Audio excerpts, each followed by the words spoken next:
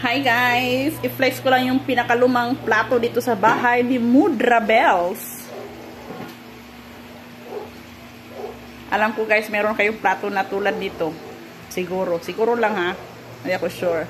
Baka meron kayong katulad nito guys. Charan!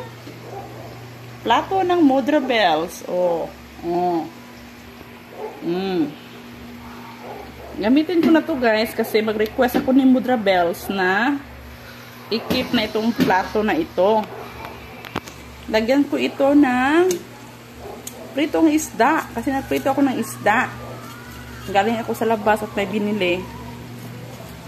Tapos pag uwi ko dito sa bahay, wala pala si Mudra Bells. Wala kaming ulam. So, prito na lang ako ng isda, no? For dinner. For dinner, pritong isda. So, dito siya guys. Nagprito tayo ng isda ngayon. Kasi may isang ulam na siya dito sa loob ng ref. Kinilaw. Pero yung kinilaw, ano din? Isda din. So, ito na yon. Tapos na. Pina-crunchy itong ano ko guys.